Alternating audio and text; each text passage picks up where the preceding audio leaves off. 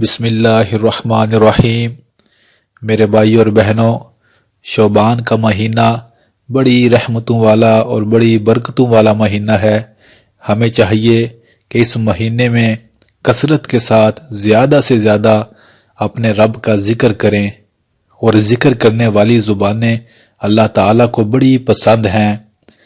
آپ جب کثرت کے ساتھ ذکر کریں گے تو آپ کی زبان میں اثر بڑھ جائے گا۔ پھر جب آپ اللہ تعالیٰ سے دعا مانگیں گے تو آپ کی دعا جلد اللہ تعالیٰ کی بارگاہ میں قبول ہوگی۔ لہٰذا ہمیں چاہیے کہ ہم شعبان کے مہینے میں اٹھتے بیٹھتے چلتے پھرتے ایک لمحہ بھی ضائع کیے بغیر اللہ تعالیٰ کو یاد کرتے رہیں، اللہ تعالیٰ کا ذکر کرتے رہیں۔ اور ذکر میں خاص طور پر آج آپ کو قرآن کا ایک لفظ بتاتا ہوں جو بڑی شانوں والا لفظ ہے، بڑی عظمت رکھتا ہے، بڑا اثر رکھتا ہے، بڑی برکت رکھتا ہے، بڑی طاقت رکھتا ہے۔ جو بندہ بھی دل کی گہرائیوں سے قرآن کے اس لفظ کو پڑھے گا، چلتے پھرتے اٹھتے بیٹھتے، پھر اس کے بعد اپنے رب کی بارگاہ میں جو بھی فریاد جو بھی دعا رکھے گا، کائنات کے رب سے بڑی امید ہے کہ اللہ تعالیٰ اس کی اس فریاد کو، اس دعا کو ضرور قبول کریں گے انشاءاللہ۔ وہ لفظ میرے بھائی اور بہنوں قرآن کی عظیم سورۃ الاخلاص کا ہے۔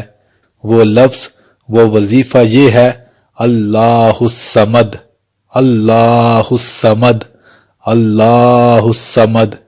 چلتے پھرتے میرے بھائی اور بہنوں اپنی زبانوں پر اس لفظ کو جاری رکھیں، اس لفظ کو پڑھتے رہیں: اللہ الصمد۔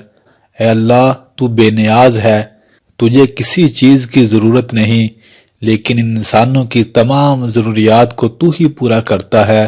اے کائنات کے رب، میری ضروریات کو بھی تو ہی پورا کر سکتا ہے۔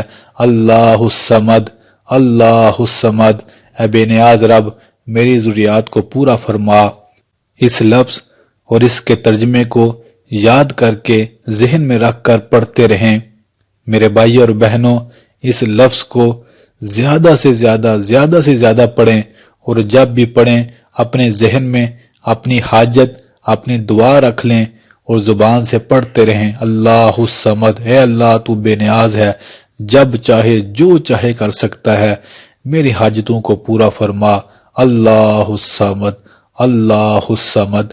ہر بار اس لفظ کو پڑھنے پر آپ کو ثواب بھی ملے گا، اور آپ کے غم اور پریشانیاں بھی دور ہوں گے۔ چاہے دنیا کا کوئی بھی غم، کوئی بھی حاجت ہو، آپ اس لفظ کے ساتھ دوستی لگا لیں، پھر دیکھیں اللہ تعالیٰ آپ کے غموں اور پریشانیوں کو کیسے دور کرتا ہے۔ اللہ سے دعا ہے اللہ ہم سب کو زیادہ سے زیادہ اس لفظ کو پڑھنے والا بنا دے، آمین۔